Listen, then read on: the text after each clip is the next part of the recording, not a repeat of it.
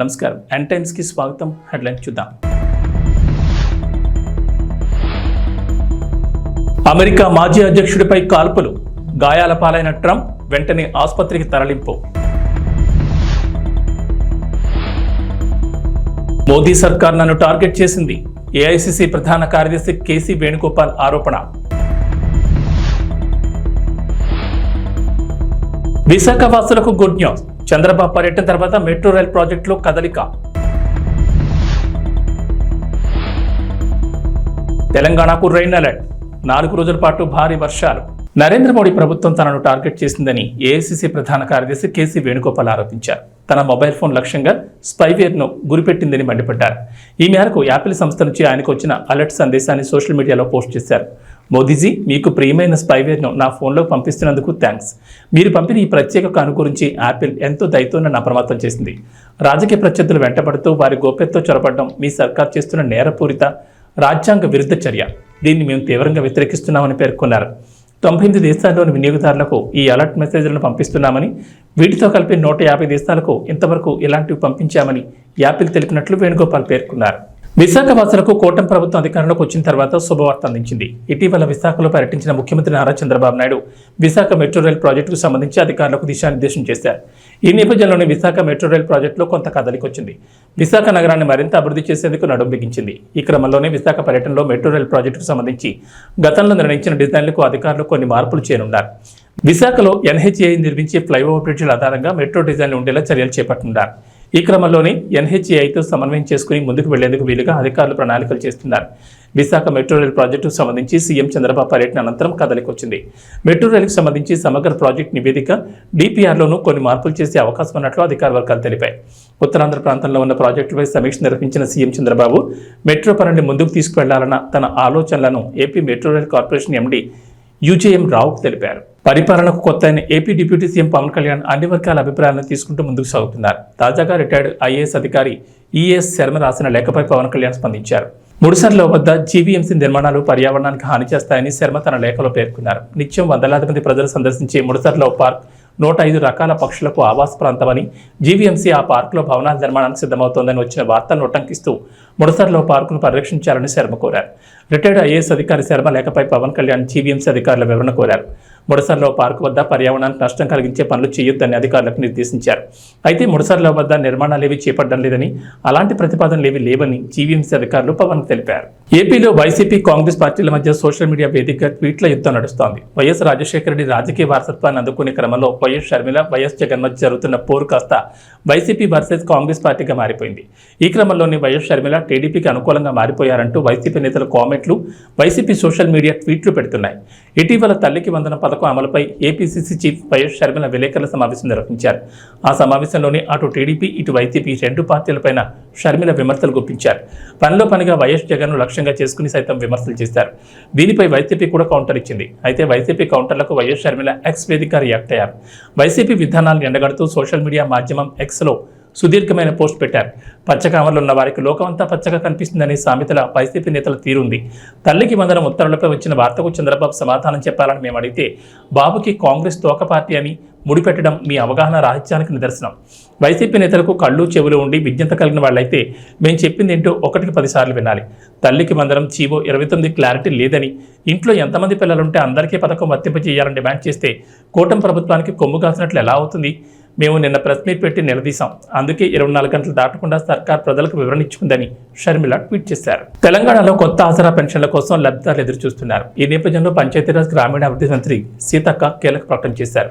ప్రభుత్వం అర్హులకే పింఛన్లు అందజేస్తుందని వెల్లడించారు. ప్రతి పైసా అర్హులకే దక్కాలన్నది తమ ప్రభుత్వ లక్ష్యమన్నారు. పెన్షన్ల పంపిణీలో అక్రమాలను అరికట్టడంతో పాటు ఎప్పటికప్పుడు కొత్తగా లబ్ధిదారుల జాబితాను నవీకరిస్తున్నట్లు వెల్లడించారు. గత ప్రభుత్వ హయాంలో జరిగిన పొరపాట్లను సరిదిద్దామని, అర్హులకే పింఛన్లు అందజేస్తామని అన్నారు. సంక్షేమ ఫలాలు అవసరమైన వారికి దక్కేలా కఠిన చర్యలు తీసుకుంటామన్నారు. ప్రజల నుంచి ఎప్పటికప్పుడు ఫీడ్బ్యాక్ తీసుకుంటూ మానవీయ కోణంలో తమ పాలనను సాగిస్తున్నట్లు వెల్లడించారు. త్వరలోనే లబ్ధిదారులకు కొత్త పెన్షన్లు మంజూరు చేయడంతో పాటు పెన్షన్ల పంపిణీ ఉంటుందని చెప్పారు. ఇక గత ప్రభుత్వం అనర్హులకు కూడా పెన్షన్లు మంజూరు చేసిందని రేవంత్ సర్కార్ ఆరోపిస్తోంది. పేద కుటుంబాల వారికి అందాల్సిన ఆసరా పింఛన్లు దుర్వినియోగమైనట్లు గుర్తించింది. ప్రభుత్వ నిబంధనలకు విరుద్ధంగా ప్రభుత్వ ఉద్యోగాలు చేసేవారు, వారి కుటుంబ సభ్యులు, ప్రభుత్వ కుటుంబ పింఛను పొందుతున్న వారు కూడా ఆసరా పెన్షన్ తీసుకున్నట్లు ప్రాథమికంగా గుర్తించారు. తెలంగాణ వ్యాప్తంగా మొత్తం 5,650 మంది ప్రభుత్వ ఉద్యోగులు తమ రిటైర్మెంట్ పింఛన్తో పాటు ప్రభుత్వం అందించే ఆసరా పింఛన్లు కూడా అందుకున్న జాబితాలో వెల్లడైంది. వీరిలో 3,824 మంది చనిపోగా మిగతా 1,826 మంది 2 పింఛన్లు అందుకుంటున్నట్టు తెలిసింది. ఈ మేరకు దీనిపై విచారణకు ఆదేశించారు. విచారణలో వాస్తవాలు బయటపడితే పింఛన్ రద్దు చేయడంతో పాటు గతంలో మంజూరు చేసిన పింఛన్లు రికవరీ చేయనున్నట్లు తెలిసింది. జాబ్ నోటిఫికేషన్లపై సీఎం రేవంత్ రెడ్డి కీలక ప్రకటన చేశారు. హైదరాబాద్లో నుంచి ANTU పరిధిలోని ఇంజనీరింగ్ కళాశాల యాజమాన్యాలతో నిర్వహించిన సదస్సులో పాల్గొన్న సీఎం ఉద్యోగాల నోటిఫికేషన్లపై ఫుల్ క్లారిటీ ఇచ్చారు. వచ్చే అసెంబ్లీ సమావేశాల్లో జాబ్ క్యాలెండర్ ప్రకటిస్తామని, అది కూడా UPSC తరహాలో తీసుకురానున్నట్లు రేవంత్ రెడ్డి ప్రకటించారు. ఈ జాబ్ క్యాలెండర్కు చట్టబద్ధ కల్పిస్తామన్నారు. మార్చి నెలాఖరులోగా అన్ని శాఖల్లో ఉన్న ఖాళీల వివరాలు తెప్పిస్తామని పేర్కొన్నారు. ప్రతి ఏడాది మార్చి 31 వరకు అన్ని శాఖల్లో ఉన్న ఖాళీలను గుర్తించి జూన్ 2 లోపల నోటిఫికేషన్లు ఇచ్చి డిసెంబర్ లోపల అన్ని ఖాళీలను భర్తీ చేసేలా జాబ్ క్యాలెండర్ తీసుకురావడమే కాకుండా దానికి చట్టబద్ధ కల్పిస్తున్నామని వివరించారు. ఇదిలా ఉంటే గ్రూప్ 1 మెయిన్స్ విషయంలోనూ సీఎం రేవంత్ రెడ్డి క్లారిటీ ఇచ్చారు. ఇచ్చిన నోటిఫికేషన్ ప్రకారమే ఉద్యోగాలు భర్తీ చేస్తామని స్పష్టం చేశారు. గత ప్రభుత్వం ఇచ్చినట్లుగానే 1:50 నిష్పత్తిలో ఉద్యోగాలు భర్తీ చేస్తామని తెలిపారు. ఇప్పుడు కొందరు 1:100 నిష్పత్తిలో పిలవాలని కోరుతున్నారని, అలా పిలిస్తే ప్రభుత్వానికి ఎలాంటి నష్టం లేదని చెప్పుకొచ్చారు. అయితే అలా పిలిచిన మరుక్షణమే కోర్టు ఆ ప్రక్రియను ఆపేస్తుందని వివరించారు. దానివల్ల మళ్లీ మొదటికి వస్తుందని, 2011లో మొదలుపెట్టిన గ్రూప్ 1 పరీక్షలను 2024లో కూడా పూర్తి చేసుకోలేమని పేర్కొన్నారు. కోచింగ్ సెంటర్ యజమాని ఆమరణ నిరాహార దీక్ష చేస్తా అంటారు పరీక్షలు వాయిదా వేయమని. నేను అడిగిన ఆయన హాల్ టికెట్ ఏముందో తీయరా, దేనికి రాసిండో పాపం మాట్లాడదామని. లేదు సార్, ఆయన కోచింగ్ సెంటర్ ఉంది, ఆయనకు 2 నెలలు పోస్ట్ పోన్ చేస్తే DSC 100 కోట్లు లాభం వస్తుందంట, 2 నెలలు ఆయనకు 100 కోట్ల ఆదాయాన్ని మీరు దెబ్బతీసారట అని ఒక్క ఆయన గురించే చెప్పారు. ఇంకొక ఆయన దీక్ష కూర్చున్నాడు. ఏందే ఆయన మన పార్టీలోనే ఉండే మనటి వరకు ఆయనేం పరీక్షలు రాస్తున్నాయనంటే, నువ్వు పార్టీలో ఏం ఉద్యోగం ఇవ్వలేదంటే సార్, ఇప్పుడు నిన్ను గిల్లడమే ఆయన పైన అంటే, అందుకే ఆయన దీక్ష కూర్చున్నాడు సార్ అన్న. ఇంకో పిల్లగాడు కూర్చున్నాడు, గాంధీ హాస్పిటల్లో చేరాడు. అరే పాపం, నాకు తెలిసినోడు ఆ పిల్లగానికి ఏమన్నా కానీ ఏం పరీక్ష రాస్తుండే, అవసరం అయితే స్పెషల్ కోచింగ్ అని ఇప్పిద్దామంటే ఆయన ఏం పరీక్ష రాస్తున్నాడు సార్, ఆయనకు లీడర్ చెప్పినట్టు నువ్వు చేస్తే బాగా పేరు వస్తుంది, నీకు నేను చూసుకుంటా పో అని. నిన్న మన 3 దీక్ష చేస్తే 3 గురించి వివరాలు తెప్పించినాను. ఆ 3లో ఏ ఒక్కడు కూడా ఏ పరీక్ష రాస్తలేడు. తెలంగాణ విద్యార్థులకు సీఎం రేవంత్ రెడ్డి శుభవార్త వినిపించారు. ఈ విద్యా సంవత్సరం నుంచి ఎలాంటి పెండింగ్లు లేకుండా ఫీజు రియంబర్స్మెంట్ వేస్తామని రేవంత్ రెడ్డి ప్రకటించారు. శుక్రవారం ANTU పరిధిలోని ఇంజనీరింగ్ కాలేజీల యాజమాన్యాలతో నిర్వహించిన క్వాలిటీ ఇంజనీరింగ్ సదస్సులో రేవంత్ పాల్గొన్నారు. ఈ సందర్భంగా ప్రసంగించిన రేవంత్ రెడ్డి ఇంట్రెస్టింగ్ కామెంట్ చేశారు. దేశంలో తొలిసారి ఫీజు రియంబర్స్మెంట్ విధానం ప్రవేశపెట్టింది కాంగ్రెస్ ప్రభుత్వమేనని రేవంత్ రెడ్డి చెప్పుకొచ్చారు. అయితే గత ప్రభుత్వం ఫీజు రియంబర్స్మెంట్ నిధులు విడుదల చేయకుండా చాలా వరకు పెండింగ్ పెట్టిందని, తద్వారా కళాశాలలు తీవ్ర ఇబ్బందులు ఎదుర్కొన్నాయని తెలిపారు. అయితే ప్రస్తుత విద్యా సంవత్సరం నుంచి బకాయిలు లేకుండా ఫీజు రియంబర్స్మెంట్ చేయాలని అధికారులకు ఆదేశాలు ఇస్తున్నట్లు చెప్పుకొచ్చారు. ఇక బకాయిలను కూడా 1 టైం సెటిల్మెంట్ చేసేలా మంత్రి శ్రీధర్ బాబుకు బాధ్యతలు ఇవ్వనున్నట్లు తెలిపారు. ఈ విషయంపై ఆర్థిక శాఖతో మాట్లాడి ఓ కొలికి తీసుకొచ్చేలా చూడాలని శ్రీధర్ బాబుకు USFI రాష్ట్ర కన్వీనర్ ఎస్పోదే అధ్యక్షుని రాష్ట్ర కమిటీ సమావేశం విజయవాడలోని ఇబ్రహీంపట్నం సంఘం కార్యాలయం నందు నిర్వహించారు. అక్టోబర్ 18, 19 జాతీయ మహాసభలను విజయవాడ నగరంలో నిర్వహించాలని నిర్ణయించారు. అందుకు సంబంధించిన USFI డోర్ స్టిక్కర్స్ను రాష్ట్ర కార్యవర్గం ఆవిష్కరించింది. ఈ జాతీయ మహాసభల్లో విద్యార్థి యువకులు అత్యధికంగా పాల్గొనాలని, NDA ప్రభుత్వం అనుసరిస్తున్న విద్యా వ్యతిరేక విధానాలను విద్యార్థులు మేధావులు తిప్పికొట్టాలని, రాష్ట్ర వ్యాప్తంగా ఉన్న సాంఘిక సంక్షేమ హాస్టళ్లలో ఉన్న సమస్యలను తక్షణమే పరిష్కరించాలని, కాస్మెటిక్ ఛార్జీలను విడుదల చేయాలని, తిరిగి పాత పద్ధతిలోనే ఫీజు రియంబర్స్మెంట్ను పునరుద్ధరించాలని, రాష్ట్ర వ్యాప్తంగా యూనివర్సిటీలలో ఖాళీగా ఉన్న వైస్ ఛాన్సలర్ మరియు అధ్యాపకుల ఖాళీలను భర్తీ చేయాలని, ప్రతి యూనివర్సిటీకి 200 కోట్ల కేటాయింపుతో అభివృద్ధికి పాటుపడాలని డిమాండ్ చేశారు. అఖిల భారత మహాసభలను విజయవంతం చేయడానికి విజయవాడ ప్రజలు, ఇతర ప్రాంతాల ప్రజలు ఆర్థికంగా సహాయ సహకారాలు అందజేయాలని విజ్ఞప్తి చేశారు. ఈ సమావేశానికి వివిధ జిల్లాల నుంచి విద్యార్థి నాయకులు హాజరయ్యారు.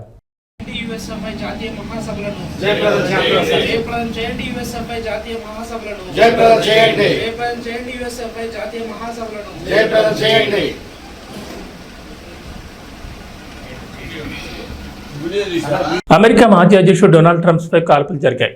పెన్సిల్వేనియా రాష్ట్రంలోని బట్లర్ సిటీలో ఎన్నికల ప్రచారంలో భాగంగా ఆయన ప్రసంగిస్తుండగా ఈ ఘటన జరిగింది. దీంతో గాయాల పాలైన ట్రంప్ను వెంటనే ఆసుపత్రికి తరలించారు. అమెరికా మాజీ అధ్యక్షుడు డొనాల్డ్ ట్రంప్పై కాల్పులు కలకలం రేపాయి. బుల్లెట్ ఆయన చెవిని తాకుతూ వెళ్లడంతో రక్తస్రావమైంది. గాయపడిన అనంతరం ట్రంప్ పిడికిలు బిగించి నినాదాలు చేస్తున్న వీడియో వైరల్ అవుతోంది. దొండగుడి కాల్పుల్లో సాధారణ పౌరుడు మరణించినట్లు సమాచారం. మరోవైపు ట్రంప్పై కాల్పులు జరిపిన నిందితుడిని భద్రతా సిబ్బంది మట్టుబెట్టారు. అమెరికాలో హింసకు తావులేదని ప్రెసిడెంట్ జో బైడెన్ ట్వీట్ చేశారు. కాల్పుల్లో గాయపడిన ట్రంప్ క్షేమంగా ఉన్నారని తెలిసింది. ట్రంప్ ఆయన కుటుంబం కోసం నేను దేవుడిని దేవుని ప్రార్థిస్తున్నా. మనందరం ఒక్కటే ఈ ఘటనను ఖండించాలని పేర్కొన్నారు. ప్రజాస్వామ్యంలో రాజకీయ హింసకు స్థానం లేదని బరాక్ ఒబామా ట్వీట్ చేశారు. ట్రంప్ త్వరగా కోలుకోవాలని కోరుకుంటున్నట్లు తెలిపారు. ఎన్నికల ర్యాలీలో దుండగుడు కాల్పుల్లో గాయాల పాలైన అమెరికా మాజీ అధ్యక్షుడు డొనాల్డ్ ట్రంప్ ఆరోగ్యం ప్రస్తుతం మెరుగ్గానే ఉన్నట్లు ఆయన ప్రతినిధి స్టీవెన్ తెలిపారు. స్థానిక మెడికల్ సిబ్బంది ఆయనకు చికిత్స అందించినట్లు పేర్కొన్నారు. ఈ ఘటనలో త్వరగా స్పందించిన భద్రతా సిబ్బందికి ధన్యవాదాలు తెలిపారు. మరోవైపు ట్రంప్ త్వరగా కోలుకోవాలని Tesla chief Elon Musk tweet చేశారు.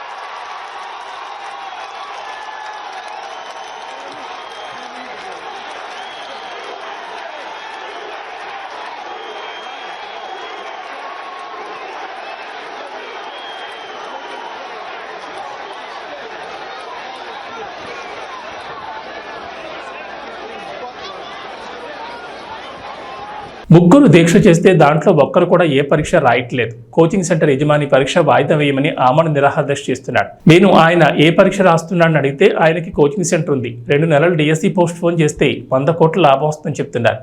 ఇంకో ఆయన మన పార్టీలోనే ఉండే కదా, ఆయన ఏ పరీక్ష రాస్తున్నాడు అని దీక్ష ఎందుకు చేస్తున్నాడని అడిగితే నువ్వు పార్టీలో ఏం ఉద్యోగం ఇవ్వలేదని నిన్ను గెలడానికి దీక్ష కూర్చున్నానని చెప్పారు. నాకు తెలిసిన ఇంకో పిల్లగాడు గాంధీ ఆసుపత్రిలో చేరి దీక్ష కూర్చున్నాడు. ఏం పరీక్ష రాస్తున్నాడు, అవసరమైతే స్పెషల్ కోచింగ్ ఇప్పిద్దామని అడిగితే ఆయన ఏం పరీక్ష రాయట్లేదు, ఒక లీడర్ చెప్పిండట చేస్తే పేరు వస్తుందని అందుకు చేస్తున్నాడని చెప్పారు CM Revanth Reddy. Coaching centre యజమాని ఆమరణ నిరాహార దీక్ష చేస్తా అంటారు పరీక్షలు వాయిదా వేయమని. నేను అడిగిన ఆయన హాల్ టికెట్ ఏముందో తీయరా, దేనికి రాసిండో పాపం మాట్లాడదామని. లేదు సార్, ఆయన కోచింగ్ సెంటర్ ఉంది, ఆయనకు 2 నెలలు పోస్ట్ పోన్ చేస్తే డిఎస్సి 100 కోట్లు లాభం వస్తుందంట. 2 నెలలు ఆయనకు 100 కోట్ల ఆదాయాన్ని మీరు దెబ్బతీసారట అని ఒక్క ఆయన గురించే చెప్పారు. ఇంకొక ఆయన దీక్ష కూర్చున్నాడు. ఏందే ఆయన మన పార్టీలోనే ఉండే మనటి వరకు ఆయనేం పరీక్షలు రాస్తున్నాయనంటే నువ్వు పార్టీలో ఏం ఉద్యోగం ఇవ్వలేదంటే సార్ ఇప్పుడు నిన్ను గిల్లడమే ఆయన పైన అంటే అందుకే ఆయన దీక్ష కూర్చున్నాడు సార్ అన్న. ఇంకో పిల్లగాడు కూర్చున్నాడు గాంధీ హాస్పిటల్లో చేరాడు. అరే పాపం నాకు తెలిసినోడే పిల్లగానికి ఏమన్నా కానీ ఏం పరీక్ష రాస్తుండే, అవసరం అయితే స్పెషల్ కోచింగ్ అని ఇప్పిద్దామంటే ఆయన ఏం పరీక్ష రాస్తున్నాడు సార్, ఆయనకు లీడర్ చెప్పినట్టు నువ్వు చేస్తే బాగా పేరు వస్తుంది, నీకు నేను చూసుకుంటా పో అని. నిన్న మన 3 దీక్ష చేస్తే 3 గురించి వివరాలు తెప్పించినాను. ఆ 3లో ఏ ఒక్కడు కూడా ఏ పరీక్ష రాస్తలేడు. మార్కెట్లో పారేస్తే కూరగాయలు తెచ్చి ప్రభుత్వ వసతిగృహ విద్యార్థులకు పెడుతున్నారా? మీ ఇంటి పిల్లలకు అయితే ఇలాగా పెడతారా? ప్రభుత్వ వసతిగృహ విద్యార్థులంటే మన బిడ్డలతో సమానంగా చూడాలి. ప్రభుత్వ వసతిగృహ అధికారుల తీరుపై దెందులూరు ఎమ్మెల్యే చింతమనేని ప్రభాకర్ అసంతృప్తిని వ్యక్తం చేశారు. ఏలూరు జిల్లా పెదవేగి మండలం పెదవేగిలోని సాంఘిక సంక్షేమ బాలుర గురుకుల పాఠశాలను శనివారం ఉదయం దెందులూరు ఎమ్మెల్యే చింతమనేని ప్రభాకర్ ఆకస్మికంగా సందర్శించారు. ఈ సందర్భంగా పాఠశాలకు ఇచ్చేసిన ఎమ్మెల్యే చింతమనేని ప్రభాకర్కు స్థానిక నాయకులు, గురుకుల పాఠశాల సిబ్బంది మర్యాదపూర్వకంగా స్వాగతం పలికారు. అనంతరం ఎమ్మెల్యే చింతమనేని ప్రభాకర్ గురుకుల పాఠశాల ఆవరణలోని పరిసరాలను స్వయంగా పరిశీలించారు. పాఠశాల ఆవరణలో పారిశుద్ధ్య నిర్వహణ సరిగా లేకపోవడం, తలుపులు లేని అధ్వాన స్థితిలో ఉన్న విద్యార్థుల స్నానాల గదులను చూసి చింతమనేని ప్రభాకర్ పాఠశాల నిర్వాహకులపై అసంతృప్తిని వ్యక్తం చేశారు. అనంతరం పాఠశాలలోని వంటగదిలో పరిశీలించిన చింతమనేని ప్రభాకర్ నాణ్యత లేని కూరగాయలను, సరుకులను గుర్తించారు. మార్కెట్లో తినడానికి పనికిరామంటూ పడేసే కూరగాయలను తీసుకొచ్చారని ఫైర్ అయ్యారు.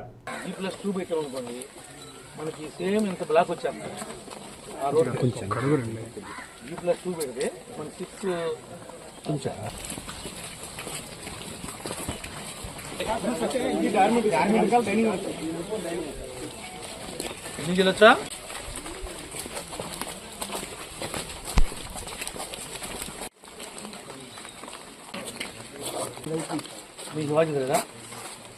టీచర్స్ స్పెషల్ టీచర్స్ ఏ స్కూల్లో ఉంటావా? ఇవన్నీ ఏంటి నీకు బాధ్యత లేదా? నువ్వు స్కూల్ అంతా విజిట్ చేయవా? ఈ చెట్లు ఉన్న నీడకి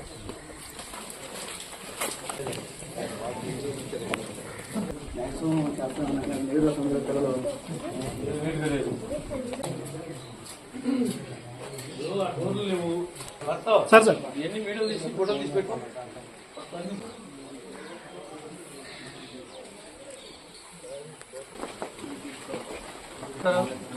వర్కర్స్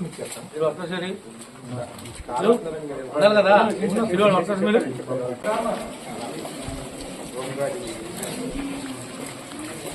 పోటీ చేసినాడు.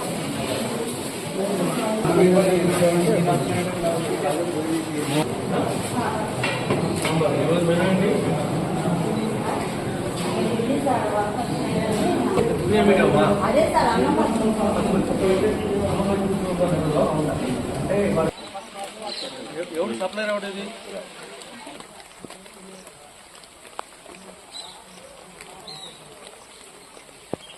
నుంచి ఏ రోజు పాలు కట్ చేసిన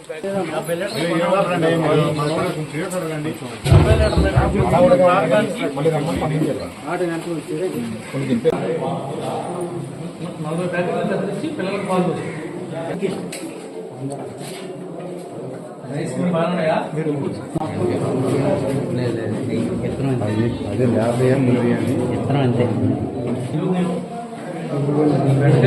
సాంబార్లు వేసుకుంటే బాగుంటుంది తప్ప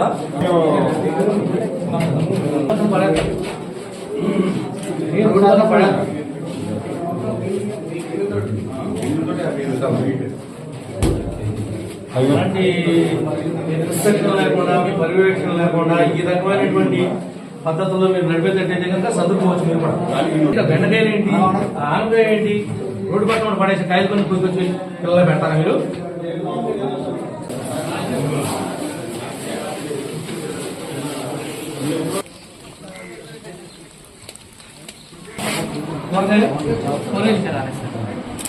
లాస్ట్ వీక్ వచ్చిందే పడుతున్నాను.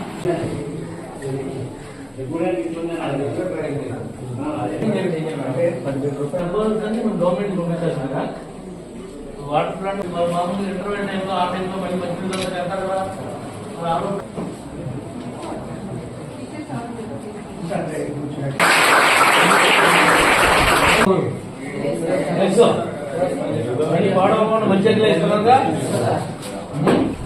ఈ యొక్క గురుకుల పాఠశాల పెదవేగి, గురుకుల పాఠశాల ఒట్లూరు, ఎవరైతే ఎస్సీ ఎస్టీలకు సంబంధించినటువంటి పేద వర్గాలకు సంబంధించినటువంటి పిల్లలు ఉన్నారో, ఆడపిల్లలు కానీ మగపిల్లలు కానీ, వాళ్ళని చదివించాలి, చదువుతోనే వాళ్ళ యొక్క అభివృద్ధి సాధ్యపడుతుంది అనేటువంటి విషయాన్ని గట్టిగా నమ్మినటువంటి వ్యక్తి స్వర్గీయ నందమూరి తారక రామారావు గారు. ఆయన పెట్టినటువంటి ఈ గురుకులాలే ఈనాడు నడుస్తూ ఉన్నాయి.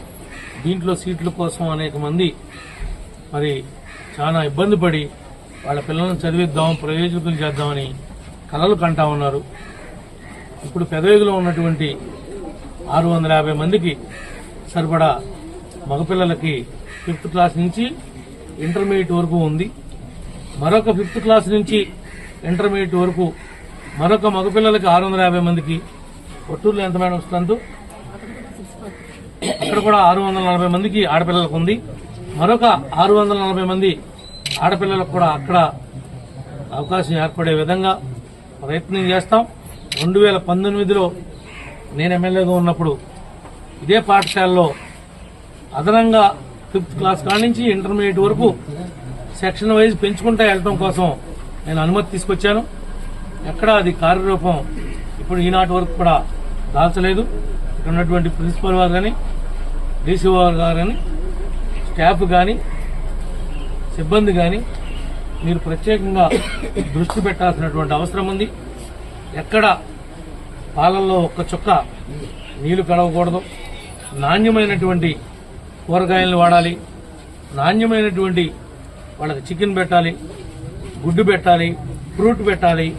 మెనూలో ఏమాత్రం రాజీ పడినా మరి మా సర్పంచ్ గారు ఎప్పుడైనా విజిట్ చేస్తాడు.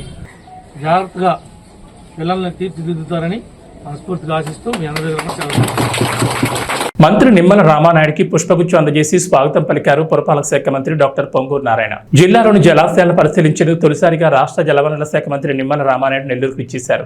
నెల్లూరు ఆర్ఎన్బి గెస్ట్ హౌస్ లో విడుదల చేసిన మంత్రిని నెల్లూరు జిల్లా మంత్రులు డాక్టర్ పొంగూరు నారాయణ, ఆనం రామనారాయణ రెడ్డి మర్యాదపూర్వకంగా కలిసి పుష్పగుచ్చం అందజేసి శాలువాలతో సత్కరించి ఘన స్వాగతం పలికారు.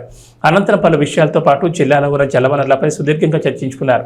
వారి వెంట ఎంపీ వేమిరెడ్డి ప్రభాకర్ రెడ్డి, జాతీయ ప్రధాన కార్యదర్శి కార్యదర్శి బేత రవిచంద్ర, ఎమ్మెల్యేలు సోమిరెడ్డి చంద్రమోహన్ రెడ్డి, దగ్గుబాటి కృష్ణారెడ్డి, వేమిరెడ్డి ప్రశాంత్ రెడ్డి, జిల్లా అధ్యక్షుడు అబ్దుల్ అజీజ్తో పాటు జిల్లా కలెక్టర్ ఆనంద్ ఉన్నారు.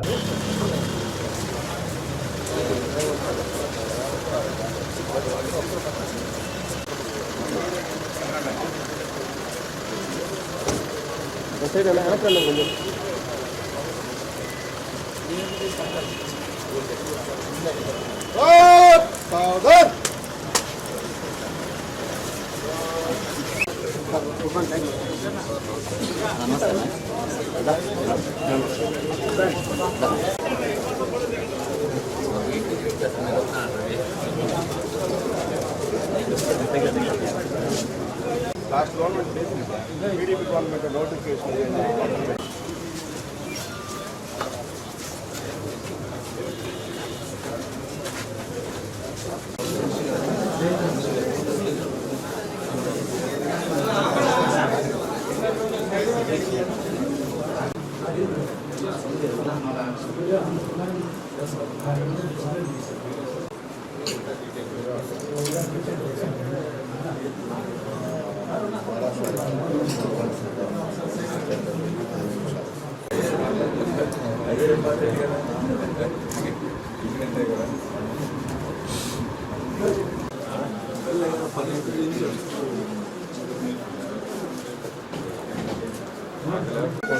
అన్న సైడ్ అన్న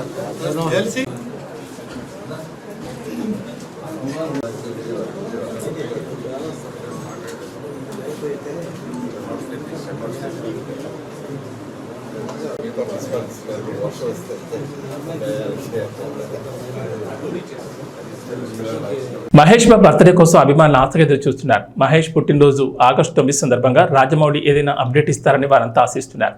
మహేష్ సైతం టోటల్గా జక్కని చెప్పిన స్టైల్లోకి మారిపోతున్నాడు. బాడీ పెంచేస్తున్నాడు అనిపిస్తోంది. లుక్ అయితే పూర్తిగా మార్చేస్తున్నట్లుగా కనిపిస్తోంది. SSMB 29కి సంబంధించిన అప్డేట్ బర్త్డే సందర్భంగా వస్తుందా అని అభిమానులు అయితే ఆరాలు తీస్తున్నారు. ఈ క్రమంలో ఓ వార్త నెట్టింట్లోకి వచ్చేసింది. మహేష్ బాబు బర్త్డే సందర్భంగా ఒక సినిమాను రిలీజ్ చేయడం ఆనవాయితీగా వస్తోంది. ఇలానే రిలీజ్ చేసిన మహేష్ బాబు ఒకడు, పోకిరి, బిజినెస్ మ్యాన్ సినిమాలు బ్లాక్ బస్టర్లుగా నిచ్చాయి. ఈసారి మురారి రిలీజ్ చేస్తారని అంతా అన్నారు. ఈ మేరకు 4K ప్రింట్ రెడీ చేస్తున్నారని వార్తలు వచ్చాయి. మళ్ళీ ఇప్పుడు అతిథిని రిలీజ్ చేస్తున్నారని చెప్తున్నారు. అతిథి ఆ టైంలో అంతగా ఆడలేదు. మహేష్ లుక్స్ మీద కూడా అప్పట్లో విమర్శలు వచ్చాయి. Surender Reddy making, taking full స్టైలిష్గా ఉన్నా కూడా ఆ సినిమా ఎక్కడో తేడా కొట్టేసింది. విపరీతమైన అంచనాల మధ్య ఈ చిత్రం రావడంతో ఆ స్థాయి హిట్ సాధించలేకపోయింది. కానీ మహేష్ బాబుని చాలా కొత్తగా ప్రజెంట్ చేశాడన్న నేమ్ అయితే సురేందర్ రెడ్డికి వచ్చింది. అలాంటి సినిమాను ఇప్పుడు మళ్ళీ రిలీజ్ చేసేందుకు ప్రయత్నిస్తున్నారట. మహేష్ బాబు ఇప్పుడు రాజమౌళి సినిమా కోసమే కష్టపడుతున్న సంగతి తెలిసిందే. బయటి ఫంక్షన్లకు ఆయన రావడం లేదు. ఫ్యామిలీతో ఇప్పుడే వెకేషన్లు అంటూ తిరిగేస్తున్నాడు. ఒకసారి రాజమౌళి సినిమా మొదలైతే వెకేషన్లకు వెళ్ళడం కష్టమన్న సంగతి తెలిసిందే. అందుకే దొరికిన ఈ టైంని ఫ్యామిలీతో హాయిగా గడిపేస్తున్నాడు. అంబానీ పెళ్లి వేడుకల్లో మహేష్ కనిపించిన తీరుకు అందరూ యానిమల్ మూవీని గుర్తు చేసుకుంటున్నారు. మహేష్ బాబుతో సందీప్ వంగాను ఓ ప్రాజెక్ట్ సెట్ చేసుకోమని అభిమానులు కోరుతున్నారు. ఇంగ్లాండ్ వేదికగా జరిగిన world championship of legends 2024 tourney విజేతగా ఇండియా ఛాంపియన్స్ అవతరించింది. బర్మింగ్ హోమ్ వేదికగా జరిగిన ఈ తుది పోరులో భారత్ జట్టు పాకిస్తాన్ ఛాంపియన్స్ ను చిత్తు చేసింది. దీంతో టైటిల్ సాధించింది. ఈ మ్యాచ్లో తొలుత బ్యాటింగ్ చేసిన పాకిస్తాన్ ఛాంపియన్స్ నిర్ణీత 20 ఓవర్లలో 6 వికెట్ల నష్టానికి 156 పరుగులు చేసింది. అనంతరం భారత్ మరో 5 బంతులు మిగిలి ఉండగానే 5 వికెట్లు కోల్పోయి లక్ష్యాన్ని ఛేదించింది. ఈ మ్యాచ్లో టాస్ గెలిచిన పాకిస్తాన్ ఛాంపియన్స్ కెప్టెన్ యూనిస్ ఖాన్ తొలుత బ్యాటింగ్ ఎంచుకున్నాడు. అయితే టాస్ గెలిచి బ్యాటింగ్ ఎంచుకున్న జట్టుకు ఇన్నింగ్స్ సాఫీగా సాగలేదు. వరుసగా వికెట్లు కోల్పోయిన జట్టు కష్టాల్లో పడింది. భారత బౌలర్లు కట్టుదిట్టంగా బంతులేయడంతో పాకిస్తాన్కు పరుగులు రావడం కష్టమైంది. షోయబ్ మాలిక్ 36 బంతుల్లో 41 రన్స్ చేసి టాప్ స్కోరర్గా నిలిచాడు. భారత బౌలర్లో అనురీత్ సింగ్ 3 వికెట్లు తీగా వినయ్ కుమార్, పవన్ నేగి, ఇర్ఫాన్ పఠాన్ 1 వికెట్ పడగొట్టారు. టోర్నీలో మెరుగైన ప్రదర్శన చేసిన పాకిస్తాన్ భారత్తో మ్యాచ్ అనేసరికి మరోసారి ఒత్తిడికి చిత్తైంది. లీగ్ దశలో ఆ జట్టు చేతిలో ఎదురైన పరాభవానికి భారత జట్టు ప్రతీకారం తీర్చుకుంది. ఇక వాతావరణ విషయానికి వస్తే తెలంగాణకు హైదరాబాద్ వాతావరణ కేంద్ర అధికారులు రెయిన్ అలర్ట్ జారీ చేశారు. ఇవాటి నుంచి 4 రోజుల పాటు వర్షాలు కురుస్తాయని చెప్పారు. నైరుతి రుతుపవనాల విస్తరణకు తోడు ధోని ప్రభావంతో రాష్ట్ర వ్యాప్తంగా 4 రోజుల పాటు వర్షాలు కురుస్తాయని చెప్పారు. నేటి నుంచి బుధవారం వరకు వర్షాలు ఛాన్స్ ఉందని చెప్పారు. కొన్ని జిల్లాల్లో భారీ వర్షాలు కురిసే అవకాశం ఉందన్నారు. ఇవాళ సంగారెడ్డి, మెదక్, కామారెడ్డి, మహబూబ్నగర్, నాగర్ కర్నూలు, నిర్మల్, నిజామాబాద్, వికారాబాద్ జిల్లాలో భారీ వర్షాలు కురుస్తాయని పేర్కొన్నారు. గంటకు 30 నుంచి 40 కిలోమీటర్ల వేగంతో ఎదురుగాలు వీస్తాయన్నారు. ఉరుములు, మెరుపులతో తోడు పిడుగులు పడే అవకాశం ఉందని అప్రమత్తంగా ఉండాలన్నారు. పొలం పనులకు వెళ్లేవారు చెట్ల కింద ఉండకూడదని సూచించారు. ఇక సోమవారం మెదక్, కామారెడ్డి, జనగామ, సిద్దిపేట జిల్లాలోని కొన్ని ప్రాంతాల్లో భారీ వర్షాలకు ఎక్కువగా అవకాశాలున్నాయన్నారు. ఇవి బులెటిన్ విశేషాలు. నమస్కారం.